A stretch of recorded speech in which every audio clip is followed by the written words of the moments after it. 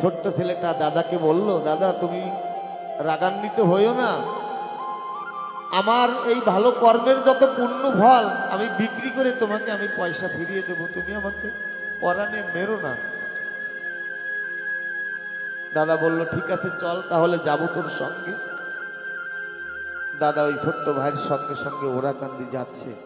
আর ওই সাধু বাবা বলছে, যেতে যেতে মনে মনে হরি নাম স্মরণ করিস, হরিচাঁদের নাম স্মরণ করিস। ছোট্ট ছেলেটা মনে মনে ভাবছে, আমি তো ছোট্ট মানুষ, আমি তো জানি না হরিচাঁদ কে গুরুচাঁদ কে। হরিচাঁদ বলতে বলতে গুরুচাঁদ বলতে বলতে ওরাকান্দি পৌঁছালো। ওরাকান্দি গিয়ে দেখে গুরুচাঁদ ঠাকুর গদি ঘরে বসা আছে। গুরুচাঁদ ঠাকুর বসে আছে, আজকে আমি পুণ্য ফল কিনবো ভক্তের কাছ থেকে, আর আমি জন্মের মতো ভক্তের কাছে বিক্রি হয়ে যাব। আমার বাবার যে কর্ম আমি নিয়েছিলাম মাঠে, আজকে তা পূর্ণ করব। ছোট্ট ছেলেটা গিয়ে যখন অদূরে দাঁড়িয়েছে, গুরুচাঁদ দেখেছে, আয় আমার কাছে আয়। বলছে গুরুচাঁদ কে? বলে আমি গুরুচাঁদ। বলছে আমি তো পুণ্য ফল বিক্রি করতে এসেছি, তুমি কি পুণ্য ফল কেনো?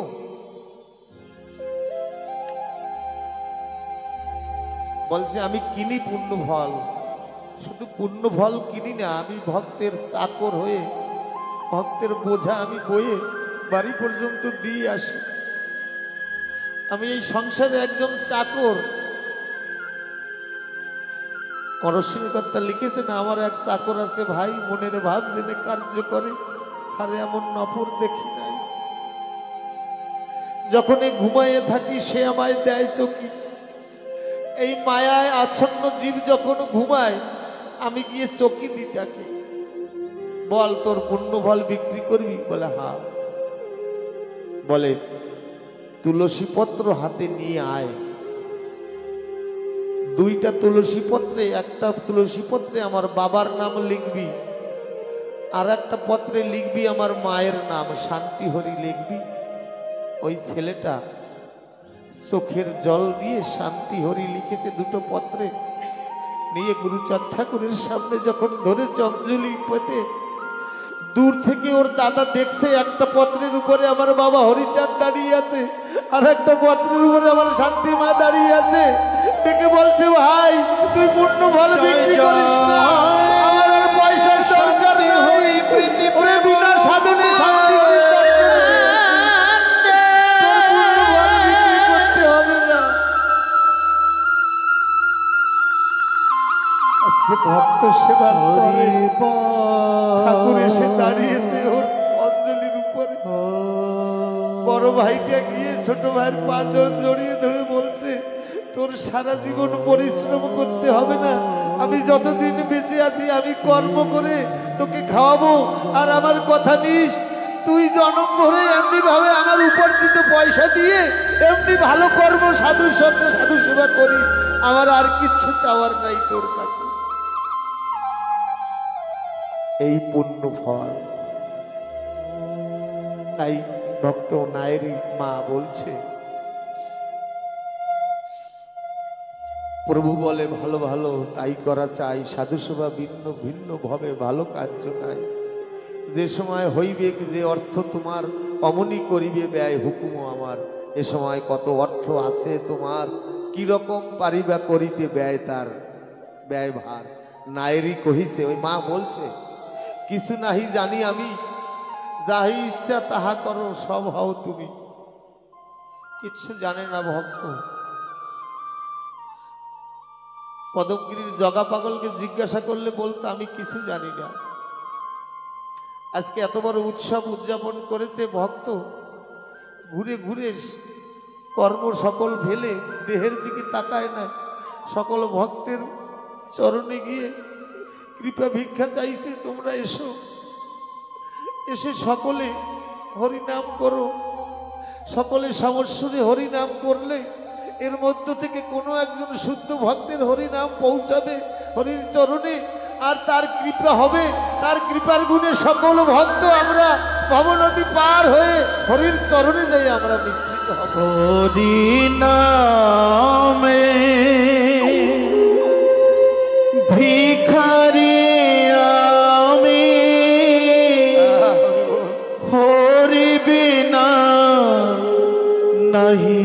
জানি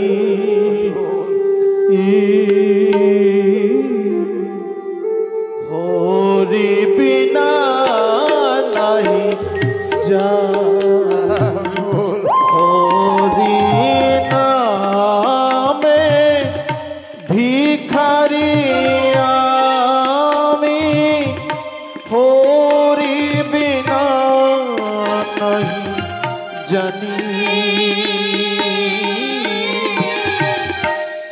হরি বিনা নাহি জানি।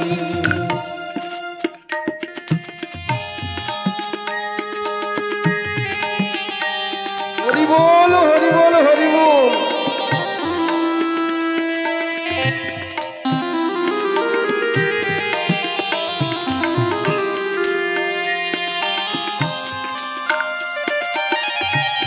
হরি বল হরি বল।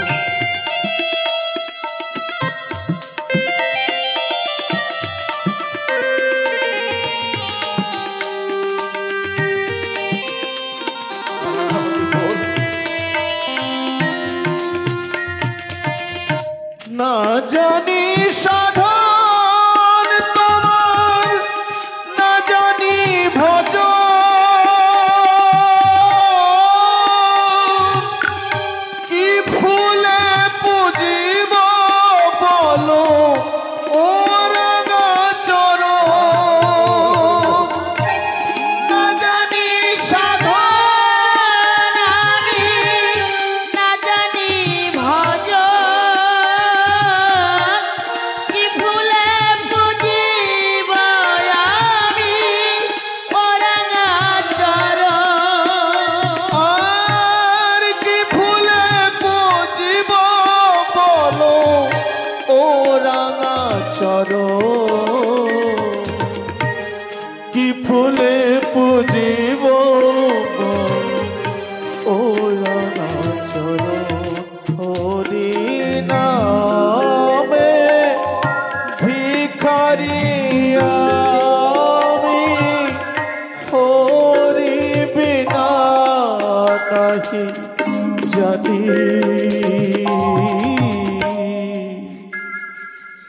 হরি বিনা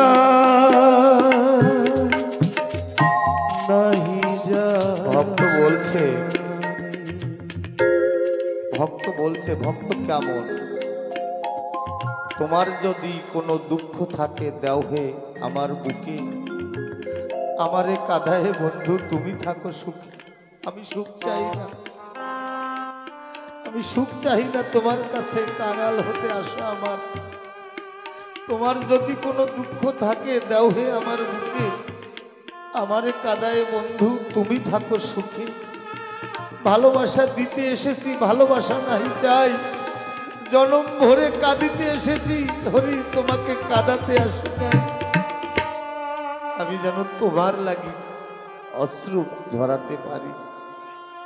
ভক্তের ব্যবহারটা এমন, কেমন ভালোবাসা, ভয় ভাবনা করা, লয় লোভ, সয় সাধনা, ভয় বাসনা, এই ভাবনা লোভের বাসনার যে সাধনা করতে পারে সেই প্রকৃত ভালোবাসা করতে পারে। ঠাকুর বলছেন নায়েরিকে, প্রভু বলে নায়েরি মতুয়া সব ডাক, জনমের মতো কীর্তি করে রাখ। আজকে যতদিন চন্দ্র সূর্য বিদ্যমান থাকবে জগতে ততদিন এই সানাবাড়ির কীর্তি অমরত্ব হয়ে থাকবে। সকল ভক্তবৃন্দ জনমে জনমে জেনারেশনে, আজকে এর পরের জেনারেশনে যারা, তানারাও এই কৃষ্টি এই পরম্পরাকে ধরে রাখবে, এমনিভাবে মহোৎসব করবে নায়েরি মায়ের মতন। চাউল লাগিবে তোর 20-20 মন, এর উপযুক্ত দ্রব্য করো আয়োজন। তাহাই স্বীকার করি চলে গেল দেশে, করিল উদ্যোগ তার মনের উল্লাসে। পুনর্বার ওরা কান্দি চলিল নায়েরি, নিজে প্রভু দিল তার দিন অবধারী। প্রভু বলে তোর কিছু করিতে হবে না, কর গিয়া আয়োজন যে তোর বাসনা। নায়েরি করিল সাধু সেবা আয়োজন, এদিকে ঠাকুর দিতেছেন নিমন্ত্রণ, ও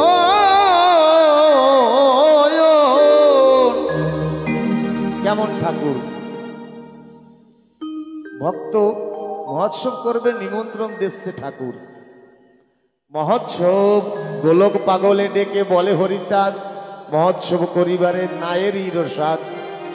যাও বাছা নিমন্ত্রণ করো সবারে, পরস্পর বলা বলি যে দেখে যাহারে। বৈশাখের 27, 28, 29 3 দিন মহোৎসব করিবা হরিষে। পূর্বদিন অধিবাস ভোজ, মধ্য দিনে শেষ দিন প্রহরে নাম সংকীর্তনে। মহোৎসবে বাজে কথা কহিতে না দিবা, খাবে আর হরি নাম গাবে সর্বজনা। একটা মৌলিক কথা ঠাকুর তারক গোসাই লিখে দিয়েছে।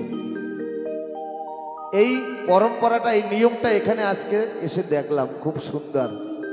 আন কথা নয়, আনন্দবাজারে প্রসাদ পাবে আর হরিনাম করবে। তখনকার দিনে হরিচাঁদ ঠাকুরের একনিষ্ঠ ভক্ত গোলকচাঁদের মনচোরা, গোলকচাঁদ হরিচাঁদের আদেশে নিমন্ত্রণ করেছে। আর এখনকার দিনে আমাদের গোলকচাঁদ আগেই এসে মহোৎসবের সকল দায় দায়িত্ব বহন করেছে। তাহলে আমরা এখনো ওরাকান্দিতে আসি, আমরা হরির সেই যুগেই আমরা বিরাজ করছি। পরস্পর বলা বলি দেখে যে যাহারে, মহোৎসব নিমন্ত্রণ আরম্ভিল লোকে, নায়েরির বাড়িল যে আনন্দ অপার। কবি বলে রবি গেল বেলা নাই আর। এমনি ভাবে মা নায়েরির মহোৎসব সম্পন্ন হলো। গোলক পাগল সারা দেশে দেশে নিমন্ত্রণ করে এসে সুন্দরভাবে সুঠামভাবে মহোৎসব হলো। মহোৎসব অন্তে শান্তি সভা হলো, শান্তি সভা অন্তে লীলামৃত গ্রন্থ সকলে শ্রবণ করল। এই লীলামৃত পঠনে স্বর্গসুখ যদিও না মেলে, মনের একটা তৃপ্তি, যে তৃপ্তি স্বর্গেও পাওয়া যায় না, সেই সুখটা পাওয়া যায়। নিমন্ত্রণ শেষ হলো, মহোৎসব বিশ্রাম হলো। মহোৎসব বিশ্রাম অন্তে যে লীলামৃত কথা সকলে শুনিবেন, ঘুষিবে মনের ব্যথা। লীলামৃত গ্রন্থ যদি জীবনের আদর্শ হয়, তবেই মানব জনম মহাজনের দুর্লভ বলে দেয় পরিচয়। মানব জন্ম দুর্লভ এমনি এমনি হবে না। হরিচাঁদ ঠাকুরের আদর্শ বা এই লীলামৃতের আদর্শ শুধু লীলামৃতের নয়, শাস্ত্রের আদর্শ যদি আমরা গ্রহণ করি তাহলেই ভববন্ধন কাটবে।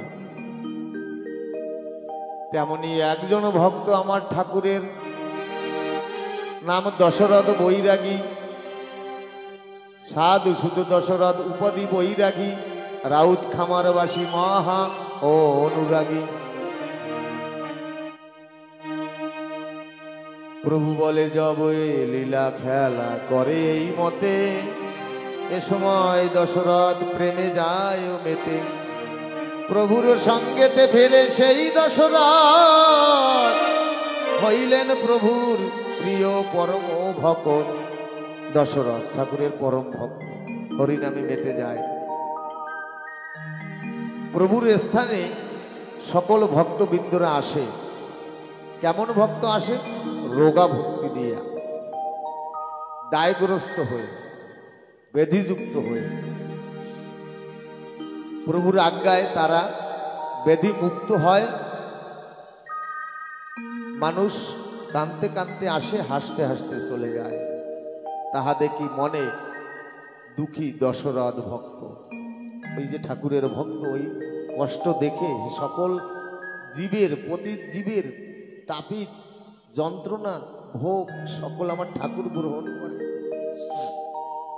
তাই দেখে দশরথের মনে খুব কষ্ট হয়। তাই দেখে রোগা ভক্ত প্রভুকে করে বড় ত্যাক্ত।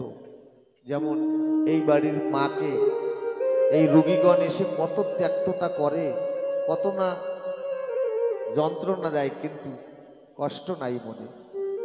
আজকে সেই দশরথের চরিত্র এখানে আমরা দর্শন করতে পারছি। মনোদুঃখে দশরথ গিয়া প্রভু স্থানে করজোরে নিবেদিল প্রভুর চরণে। বহু লোক রোগযুক্ত হয়ে বহু দেশে, রোগ মুক্তি পাইতে তোমার ঠাই আসে। আত্মসুখী রোগা ভক্ত বেদি যুক্তে তুষ্ট, তাহাতে আমার মনে হয় বড় কষ্ট। দশরথ বলছে, ঠাকুর আমার বড় কষ্ট হয়। আমার মনের একটা ইচ্ছা, তুমি আর ভক্তের এই রোগ নিও না। বলে, তাহলে কি করব?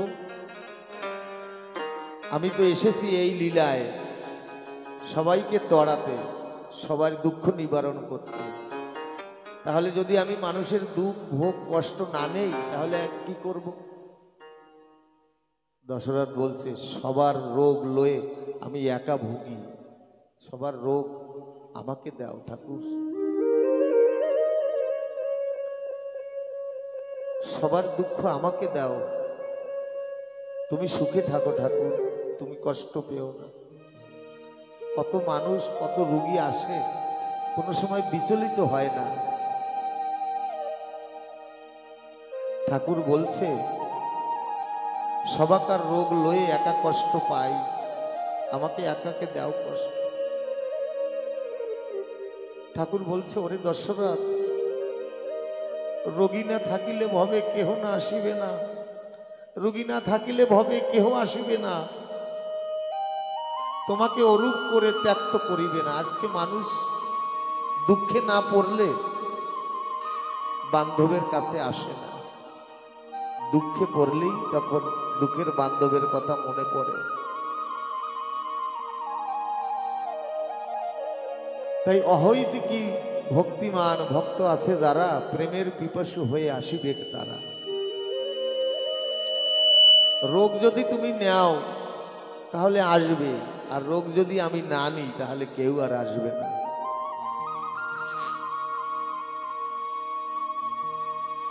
প্রভু বলে, দশরথ তুমি কি বাক্য বলছো? সকল রোগ কি উঠায় নিতে চাও? মানুষের অন্তরে যদি না জাগে ভয়, কখনো হবে না ভক্তির উদয়। এই ভক্তির উদয়ের কারণে এই ব্যাধি, এই মহামারী, এই ভববেদী, এই সংকট, এই বিপদ। ঠাকুর বলছে, আমি দুইটা সময় প্রফুল্লিত মনে আমি হাসি। ভক্ত বলছে, কখন? যখন এক ভাই আঙনে উঠোনের উপরে সীমানা এঁকে দিয়ে বলে, এইটুক আমার আর এইটুক তোর। যখন এক ভাই আর এক ভাইকে সীমানা ভাগ করে দেয়, তখন আমি হাসি, অট্টহাসি দিই। বলে, কেন ঠাকুর হাসো কেন? বলে, এই জন্য হাসি, বড় ভাই হয়ে ছোট ভাইকে ভাগ করে দিচ্ছে আদা, এই বলে ভাগ করে দিচ্ছে দাদা, কিন্তু দাদা জানে না যে আমার জায়গা এটা নয়, আমার মাত্র 3.5 জায়গা, তাও শ্মশানে 1 টাকা দিয়ে কিনতে হবে সেই দিনের জায়গা। আমি কার জায়গা ভাগ করি? আমি আর একবার হাসি। ঠাকুর বলছেন, আমি আর একবার হাসি। কখন জানো? যখন রোগাগ্রস্ত হয়ে মানুষ ডাক্তারের কাছে গিয়ে পড়ে থাকে বিছানায়, তখন ডাক্তার এসে বলে, তুমি চিন্তা করো না, আমি তো আছি, আমি তোমাকে বাঁচিয়ে দেব। তখন ঠাকুর ওখানে বসে হাসে, বলে, ওরে ডাক্তার, তোর 1 নিমিষের কোনো গ্যারান্টি নাই, তুই বলছিস আমি আছি, ওকে বাঁচিয়ে দেব। কিন্তু ভক্ত তেমনি রোগ নিয়ে আসলে এই দশরথের মতন চিন্তাশীল ব্যক্তি যারা এই বাড়িতে আছেন, তারা ঠাকুরের কাছে গিয়ে বলে, ঠাকুর আমাকে শক্তি দাও, আমাকে ভক্তি দাও, আমি যেন এই শক্তি ভক্তির দ্বারা সেবা শুশ্রূষা করে আমি তোমার এই ভক্তকে যেন পুনর্গঠন করে পরিপাটি করে আমি যেন গৃহে প্রস্থান করাতে পারি। যখন ঠাকুরের কাছে এই মিনতি ভিক্ষা চায় তখন ঠাকুর এই ভক্তকে কৃপা করে, কৃপা করার পরে সেই কৃপা ডোর দিয়ে তাকে বেঁধে ভালো করে তাকে বাড়ি পাঠায়। তাহলে এই যে দশরথের লীলা এখনো চলছে এই কলির শেষে। দয়া করি বলো নইলে তেজিব জীবন। প্রভু বলে দশরথ একই কথা কও, সংসারের রোগ কি উঠাইয়ে নিতে চাও? কর্মক্ষেত্রে সংসারেতে কর্ম মহাবল, সকলেই পায় কর্ম অনুযায়ী ফল। তবে তোর বাঞ্ছা হেতু দিব তোরে রোগ। ঠাকুর বলছে তুই যখন চেয়েছিস তোকে রোগ দেব আমি, কিন্তু তার বিনিময়ে কিছু দণ্ড তোর ভোগ করতে হবে। সেই ভোগটা হবে 12 বছর পরে হবে তোর ভোগ পাইয়া, 12 বছর পরে তোর হবে রোগ, একটা রোগ হবে। তুই যে সকলের কষ্ট নিবি, আমার কষ্ট দূর করবি, সেজন্য তোর একটা রোগ হবে, দুরারোগ্য ব্যাধি হবে। সেই ব্যাধিটাকে পাইয়া প্রভুর আজ্ঞা হইল সন্তুষ্ট, 12 বৎসরের পরে হলো তার কুষ্ঠ। দশরথকে কুষ্ঠ ব্যাধিতে আক্রমণ করল। ঠাকুর বলেন বাছা আর কি বা চাও, সংসার সারিয়া আইবে ভিক্ষা করে খাও। কারণ কুষ্ঠব্যাধি হওয়ার পরে আর সংসারে যারা আপন তারাও কিন্তু সঙ্গ ছেড়ে দিবে। হ্যাঁ, প্রাণের অধিক পুত্র বলো ভালোবাসো যারে, সে দিবে তোর মুখে আগুন আপন বলিস কারে। সেদিন ওই কুষ্ঠব্যাধির কারণে পুত্রবধূরা কাছে যাবে না, দূর থেকে খাবারের থালা ছেড়ে দিবে। যেদিন বৃদ্ধ হয়ে যাব সেদিন আমাকে আর এরা কেউ দেখবে না। তাই কুষ্ঠব্যাধি হইল, ঠাকুর বলল গৃহেতে তোকে আর কেউ দেখবে না, তুই যা নগরে ভিক্ষা করে খাবি। আমার অশ্বিনী কর্তার একবার আঁটুতে একটা ফোড়া হয়েছিল, ওর মধ্যে পোকা হয়ে গেছে, কিন্তু অশ্বিনী কর্তা হরি বলে সদা চোখের জলে ভাসত। ওই পোকাগুলো নিয়ে অশ্বিনীর কান্না সহ্য করতে পারতো না। বলছে আমরা এর শরীরের মধ্যে থেকে এর রক্তপুঞ্জ ভক্ষণ করে আমরা জীবন ধারণ করছি, কিন্তু এই মানুষটা কষ্ট পাচ্ছে, চল এখান থেকে আমরা বেরিয়ে যাই। পোকায় বুঝেছে অশ্বিনী ঘোষের মনের কষ্টটা। যখন ওই পোকা বেরিয়ে যাচ্ছে তখন অশ্বিনী বলছে রে তোমরা যেও না, তোমরা যেও না, তোমরা আমার এই ক্ষত স্থানে থেকে যখন আমার রক্তপুঞ্জ তোমরা গুবরে গুবরে খাও তখন আমার যন্ত্রণা হয়, যন্ত্রণা হলে আবার সেই যন্ত্রণা হারি, সেই বিপদ আর এই হরির কথা মনে হয়। তোমরা যেও না, তোমরা তো আমার পরম বান্ধব। কেমন ভক্ত, এমন ভক্ত যদি না হয় তাহলে কি হরিকে আশীর্বাদ করতে পারে?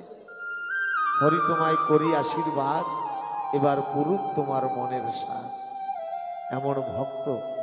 তাই দশরথ এইভাবে ভিক্ষা করে নগরে নগরে, কতদিনে এইভাবে ভিক্ষায় প্রবৃত্তি আজ্ঞা মতে করে নিল অযাচক বৃত্তি। একদা ঠাকুর তারে বলিল গোপনে, ভিক্ষার্থে বেড়াও বাছা যেই যেই স্থানে, চাহিয়া কহিয়া ভিক্ষা করো না কখন। বলছে ভিক্ষা করবে কিন্তু কেউর কাছে কিছু চাইতে পারবে না। কেউ যদি স্বইচ্ছায় কিছু দেয় তাহলেই খাবে, নয়তো উপবাসী যাবে। হেঁটে হেঁটে যেতে সেদে দিল করিও গ্রহণ, হেঁটে যেতে সেদে দিলে করিও গ্রহণ। তাই লয়ে সন্ধ্যাকালে নৌকায় আসিও, তাহাই রন্ধন করি একবেলা খেও। বর্ষা আর শরৎ হেমন্ত গত হলে, পদব্রজে ভিক্ষা মেঘে খাইও সেকালে। বেড়াইও পদব্রজে ভিক্ষার নিমত্তি নিমত্তি, যাচিয়া না লইও এ অযাচক বৃত্তি। কারোর কাছে কিছু চাইবে না। এমনি করে ভিক্ষা করতে করতে একদিন এক যবনের বাড়িতে গিয়ে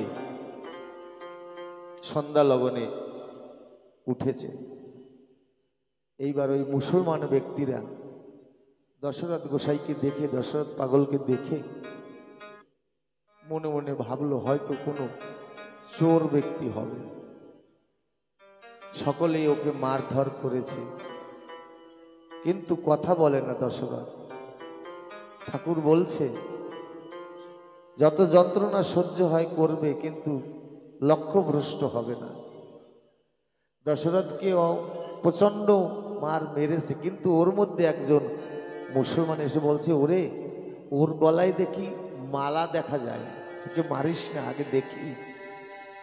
যখন ওই মালা বের করে দেখলো, আচার মালা, করঙ্গের মালা, বলে এ তো ওরাকান্দির ভক্তের গলে থাকে, শান্তিমা যে কণ্ঠহার গড়ে দিয়েছে, এই ওকে মারিস না, এ তো করঙ্গের হার দুলছে এর গলে, এ তো ওরাকান্দির ভক্ত, এ তো সাধু মানুষ।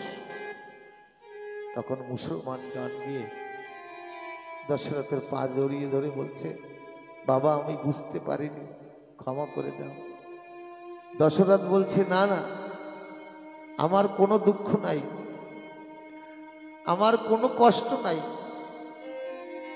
তোরা যে এত আমাকে মেরেছিস, আমার তো কোনো ব্যথা আমি পাইনি, কারণ আমি জানি আমার এই ক্ষুদ্র জীবনের ভার আমি যার হাতে দিয়ে এসেছি, আমার দুঃখ কষ্ট ক্ষুধা তৃষ্ণা নিবারণ ব্যথা সকল সে গ্রহণ করে, আমি তো ব্যথা পাইনি। মুসলমানরা কেঁদে কেঁদে দশরথের পা জড়িয়ে ধরে বলছে, আচ্ছা বলো তো তুমি কার মানুষ? আমরা তো আল্লাহকে কোনোদিন দেখিনি, তোমার আচরণ দেখে মনে হচ্ছে তুমি একজন আল্লাহর নেক বান্দা, একজন পয়গম্বর, একজন মহাত্মা। তোমার আল্লাহ কে বলো? বলে আমার আল্লাহ দয়াল বাবা হরিচাঁদ ঠাকুর। বলে নামে প্রেমে মানুষ এত মাতোয়ারা হয়? আমার রশ্মিকর্তার গানের পদ আছে না,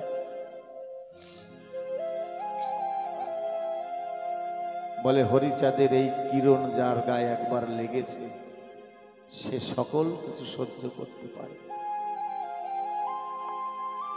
হা হা আমার হরিচাঁদের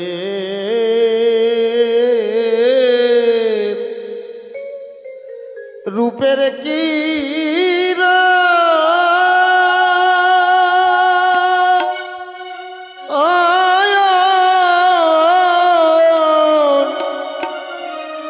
ও কিরণ